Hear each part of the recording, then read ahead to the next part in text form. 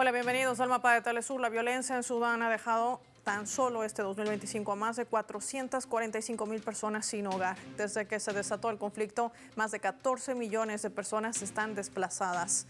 Hoy vamos a analizar los intereses externos que están implicados en uno de los mayores desplazamientos forzosos del planeta. Así iniciamos.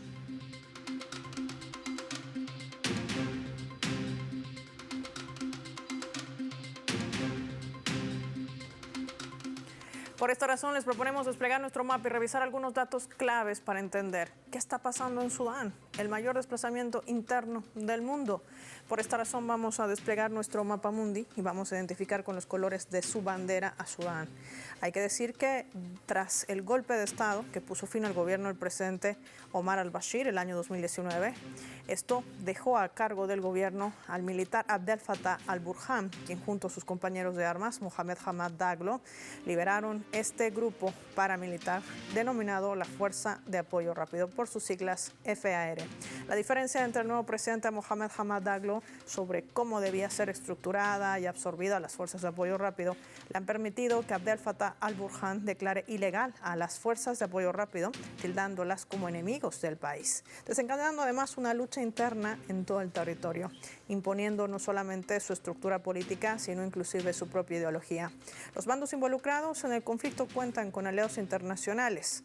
Los hemos identificado, desde Estados Unidos, pasando por Arabia Saudí, Emiratos Árabes Unidos, todos ellos también que forman parte de estas implicaciones que hoy se ciernen en una de las naciones que forman parte del Cuerno de África. El interés, hay que decir, de grupos foráneos locales por controlar no solamente territorios, sino también recursos estratégicos como el oro, con grandes reservas en Sudán, y también el petróleo que se marcan en ese territorio.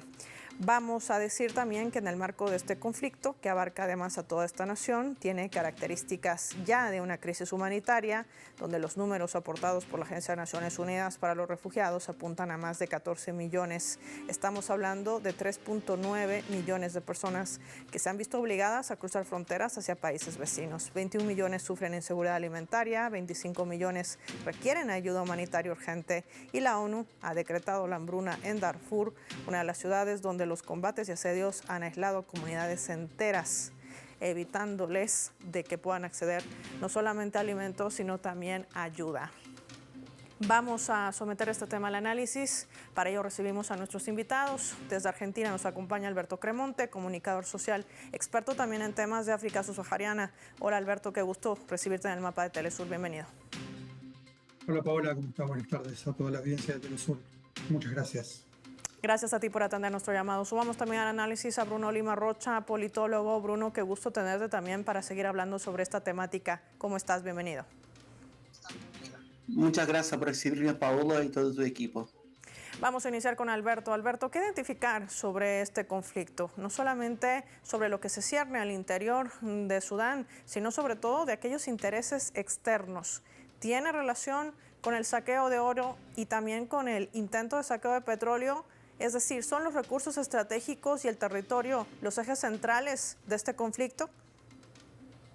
Mira, sí, en principio lo que podemos trazar, si se quiere, como para trazar una línea en este análisis, es, bueno, primero seguir la pista del oro y la de petróleo además, y además sumarle a esto las rutas hacia el Mar Rojo, que también son importantes en Sudán del Sur. Entonces, bueno, podemos decir que si seguimos solamente la pista del oro, vamos a ver que, bueno, que esto, justamente este recurso natural es el que alimenta a la CRCF como pivote en Darfur. Y además, bueno, siguiendo esta misma ruta, lo que podemos trazar es que la ruta del oro es Darfur, que va directamente a Dubái, digamos, ¿no? En esta relación que bien nombraba en el informe, de qué relaciones, o cuáles son las relaciones extranjeras que se puede identificar en el conflicto en Sudán. Lo primero que nos sale, así haciendo este breve análisis, es que Emiratos Árabes ha, como partícipe, si se quiere, velado de este conflicto, ha incrementado las importaciones de oro sudanés en un 70%. Entonces ahí ya tenemos también una clara, un claro ejemplo desde dónde nos vamos a parar para seguir esto. Y además también uno teniendo en cuenta que el patrón oro hoy ha recobrado su fuerza sobre el patrón dólar, entonces también tenemos esa doble vara o ese sentido donde vamos a analizar por qué hoy es importante quién controle el oro de Sudán y la ruta de salida o entrada de ese oro, ¿no? Sabes, además, hay que decir, Bruno, involucran a terceros, no solamente a la Fuerza de Apoyo Rápida ni a las fuerzas de Sudán que viven enfrentadas, que han generado además un desplazamiento forzoso de más de 14 millones, con una crisis humanitaria de hambruna que ya enciende las alertas de una comunidad internacional que poco o nada de interés le ha colocado sobre este tema. ¿Qué intereses extranjeros podemos identificar? ¿Quiénes están involucrados? Y bueno, la identificación no es muy difícil. En la punta de la flecha o la lanza está Emiratos Árabes Unidos, que está robando el oro de Sudán. Pero la Federación de Siete Emiratos no tiene una capacidad militar para incidir en el conflicto. Por lo tanto, hace de intermediación para que llegue equipos, inteligencia, logística militar, armamento de países líderes de la OTAN como Estados Unidos, Francia, Gran Bretaña, y también está la presencia bastante marcada del Estado sionista de Israel en el conflicto. Pero todo pasaría por Emiratos Árabes Unidos, que en este plan hace una especie de trabajo sucio para el occidente, por más contradictorio que sea, porque Emiratos es miembro del BRICS y Arabia Saudita todavía es miembro observadora del BRICS. Y aún así los Emiratos hacen este robo de oro de Sudán e influyen en la inviabilidad económica y la inviabilidad de la existencia misma del país, lo que es una lástima, considerando también, para terminar, que Sudán es miembro pleno de la Liga Árabe. De este tema, Alberto, también confluye el hecho de que hay que identificar también el rol que están jugando los medios de comunicación. ¿Por qué invisibilizar este conflicto? ¿Por qué no hablar de lo que realmente sucede y sobre todo apuntar a quienes realmente tienen responsabilidad en este desplazamiento forzoso, en la ocupación de territorio detrás del petróleo y detrás del oro, y sobre todo por seguir de alguna manera intentando controlar este paso para la salida de recursos estratégicos? Bueno, en principio, bueno, porque los medios de comunicación, por lo menos los tradicionales, siguen siendo hegemónicos y responden a estos intereses.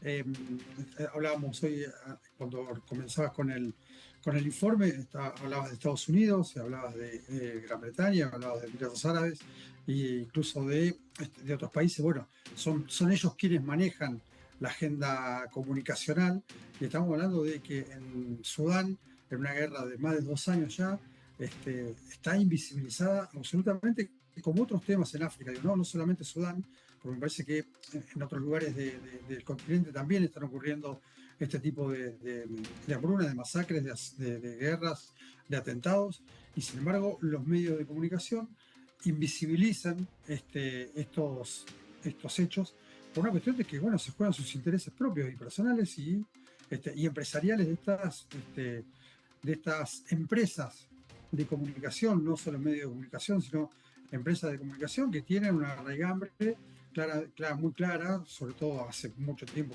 que bueno, que lo venimos siguiendo, lo venimos estudiando, cada vez más enraizadas en intereses geoestratégicos, bueno, en África sobre todo, con la extracción o el extractivismo de los recursos naturales. Entonces, bueno, me parece que el secreto o la punta del iceberg para poder analizar es esto. Bueno, bien, ¿a quién responden o qué intereses responden estos medios hegemónicos que, bueno, que claramente no muestran esta realidad africana y sí muestran otras, digo, ¿no?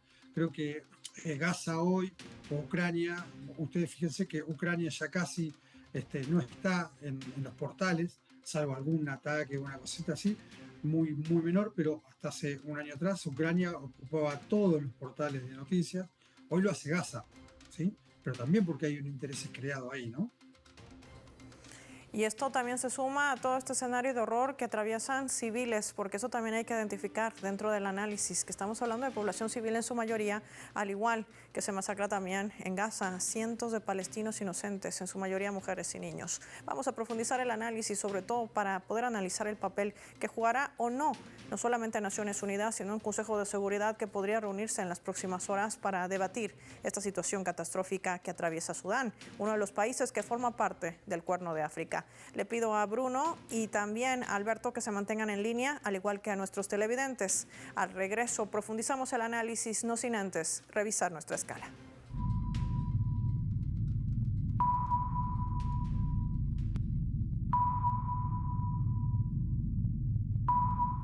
Vamos a compartirles a través de la pantalla el mapa este artículo de opinión realizado por Fadi Ali desde el portal web de nuestra multiplataforma informativa Telesur, a la cual invito a visitar, compartir y dar like a las informaciones.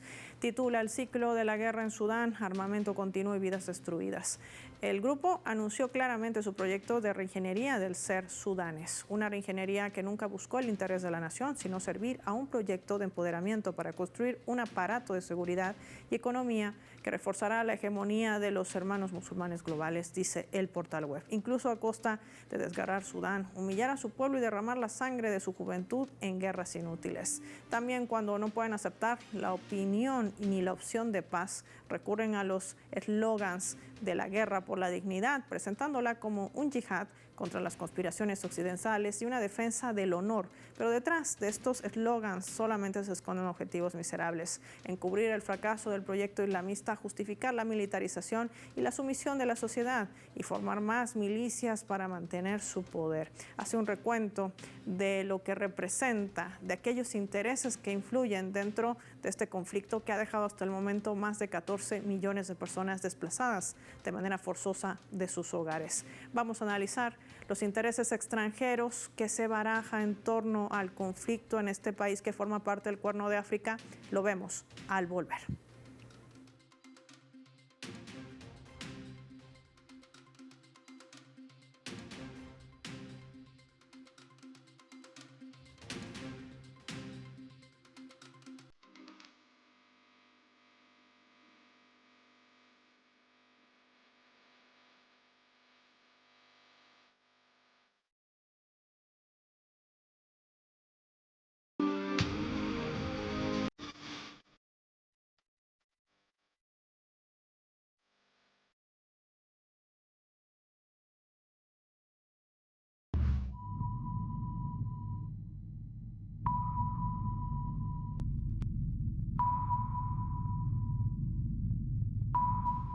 Vamos a sumar otro elemento también para el análisis a través de la fotografía. Lo que ven en sus pantallas es la caótica situación que están atravesando más de 14 millones de personas desplazadas de manera forzosa de sus ciudades, de sus viviendas. Todo eso por el conflicto desatado entre la Fuerza de Apoyo Rápido y también las fuerzas militares de Sudán. Territorio, oro, petróleo y de alguna manera controlar también el cruce de la salida de estos energéticos se ha convertido en el punto del meollo, con intereses claros también de potencias internacionales. Hasta el momento se hablan de más de 14 desplazados que han llegado a Tahuila, huyendo justamente de todo este tipo de asesinatos que se generan en esa zona. La caída de ciudades claves, que ha formado parte también del horror que sienten y las historias que además trascienden, aunque tratan de ser invisibilizadas por los grandes medios hegemónicos. De esto y más vamos a hablar con nuestros invitados.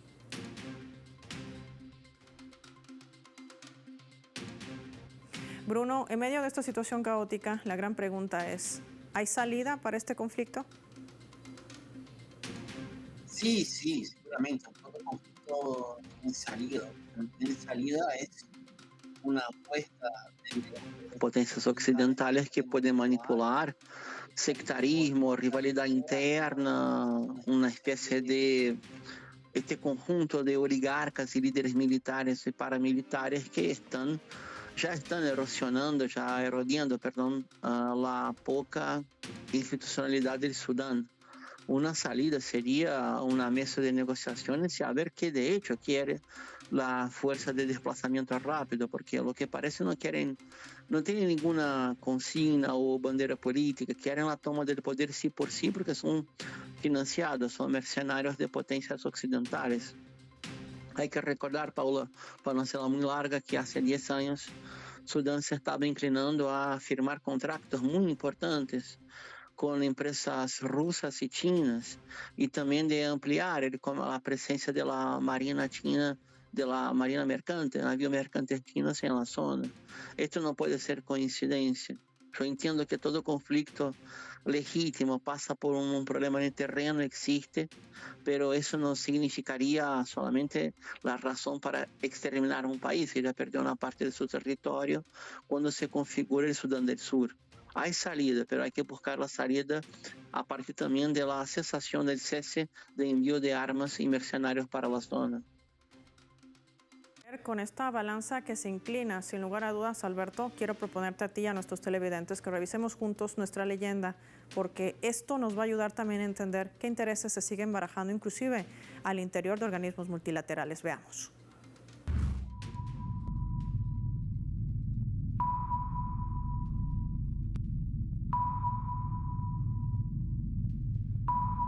Bruno nos hablaba de una salida consensuada en medio también del interés que marcan potencias extranjeras. A un lado de la balanza, Rusia y otras naciones que tenían interés de coadyuvar al desarrollo de Sudán.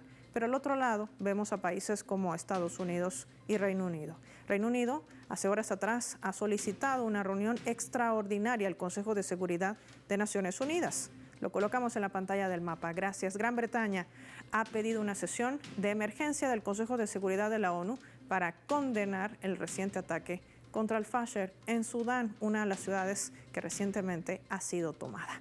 A esto se sumaba la declaración que vertía el secretario general de Naciones Unidas, Antonio Guterres. Pido que se detenga el flujo de armas hacia Sudán y que ambas partes beligerantes, así las ha calificado Guterres, se sienten y entablen un diálogo, sentenciaba.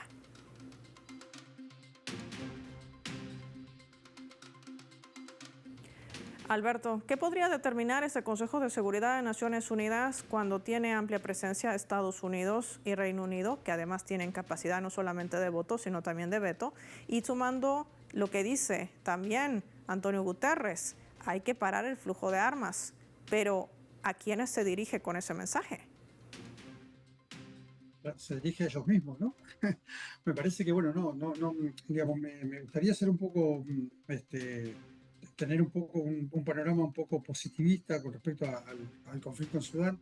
La verdad que los hechos no me lo permiten porque, bueno, claramente los actores que están en juego no son justamente los encargados en sí mismos de también traer paz a la región. Digo, ¿no? Cuando uno habla de Estados Unidos, habla de la ONU, el mismo Guterres, Emiratos Árabes y el Reino Unido, ni más ni menos, también podemos tener varios ejemplos en ese sentido. Por ejemplo, la ONU hace unos días atrás, a fines de octubre, por voto y veto de Estados Unidos, avaló la ocupación del Sahara Occidental por parte del Reino de Marruecos, ¿no? Que también, hablando de una ocupación de más de 50 años. Entonces, me resulta imposible.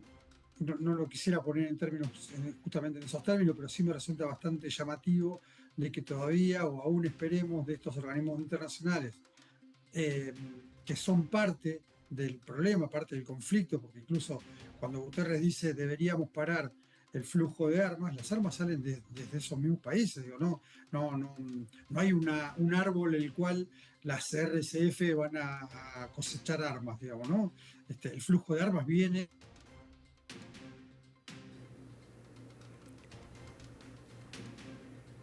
Vamos a recuperar el contacto con nuestro invitado, Alberto Cremonte. Bruno, ¿compartes el criterio que vierte a esta hora, Alberto, tomando en cuenta además que esta reunión del Consejo de Seguridad podría determinar una cosa distinta al tratar de detener este conflicto? Es decir, una intervención extranjera, lo que siempre se cierne con potencias como Estados Unidos, por ejemplo. Lo hemos visto con lo que quiere hacer inclusive en Nigeria. Creo que sí, creo que Estados Unidos quiere retomar mucho terreno que perdió en África, en Latinoamérica, también en Asia, y considerando que es un conflicto abierto y hay un riesgo real de crisis humanitaria sería como si una disculpa perfecta, porque en el Cuerno de África hay mucha intervención de Estados Unidos.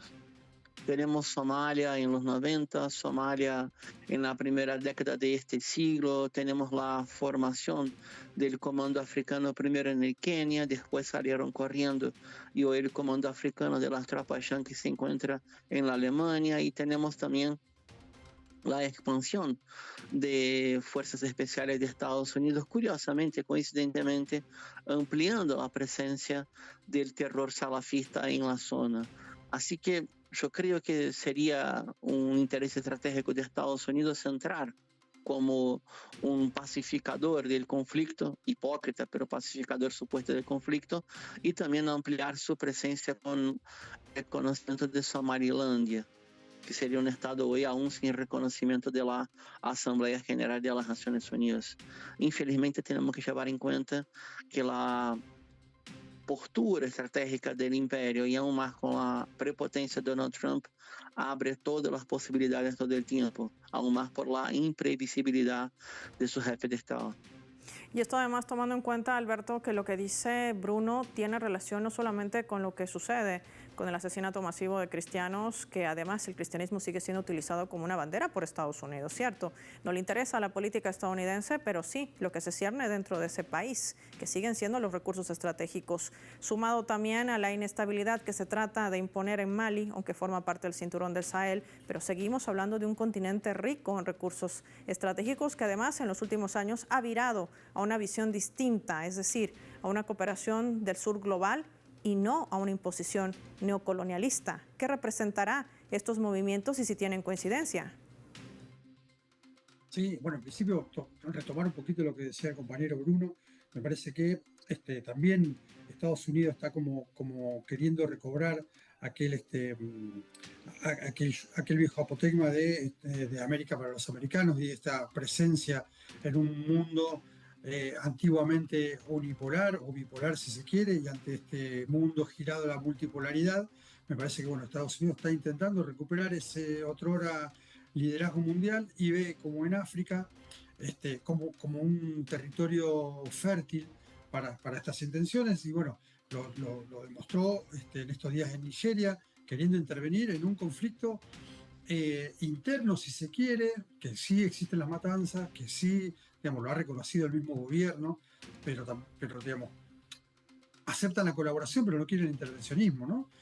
Y también lo ha hecho en Mali, como bien lo nombrabas, a través de la prensa, en esta guerra cognitiva a la cual también nos invitan a participar, donde, bueno, hablaban de una yihad económica, y lo que hay es un bloqueo de rutas y de acceso a la nafta y a los alimentos en el norte de Mali. Y también lo vimos en estos días también, hace un poquitos días, en Madagascar, donde las fuerzas militares se hacen cargo de un gobierno totalmente acorde a los intereses franceses, que también son el imperio. Entonces, bueno, me parece que, retomando a Bruno también, con Donald Trump en el gobierno, la impredecibilidad de la política exterior de Estados Unidos es muy grande, muy grande, y Sudán no deja estar en esa mira, también por los recursos naturales, esto que veníamos hablando en el primer bloque, y bueno, así todo en otros sectores del continente africano. Bruno hablaba de Somalilandia, y también Somalilandia, Somalia, Etiopía, también son teatro de operaciones de Estados Unidos, ¿no? Así trata de reimponer su hegemonía en medio de un declive también creciente. Por eso el ataque permanente también al BRICS Plus, hay que decir, sumando también a estos movimientos geopolíticos que hace el inquilino de la Casa Blanca. Agradecer a Alberto Cremonte y a Bruno Lima por habernos acompañado y compartir sus valiosos análisis para poder entender qué está sucediendo realmente en Sudán, uno de los países que forma parte del Cuerno de África. Gracias a ambos por su tiempo para Telesur. Finaliza el programa y lo hacemos revisando nuestros vectores.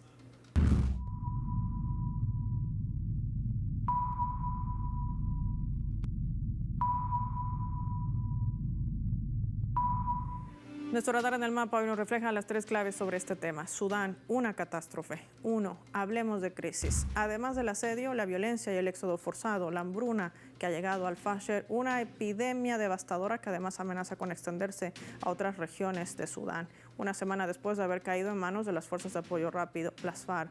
La hambruna azota también la ciudad, considerada la capital de la región occidental de Darfur, y también se ha confirmado su presencia en la ciudad de Kadugli, en la provincia de Kordofán, esto en el sur. Son zonas estratégicas que tratan de ser cercadas por este conflicto que además se disputa no solamente territorios, sino también recursos estratégicos.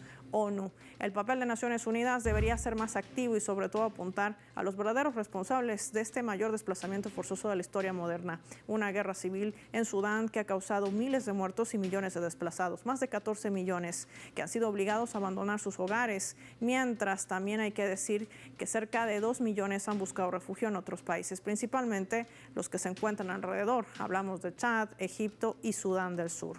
3. Intereses. Lo que impacta en medio de estos duros escenarios que golpea al Cuerno de África con esta eternización del conflicto que ha obligado a tomar partido a distintos actores internacionales. Países como Rusia, Emiratos Árabes Unidos, Turquía, Egipto, Etiopía, Eritrea, incluso Ucrania, están centrando su atención hoy en Sudán.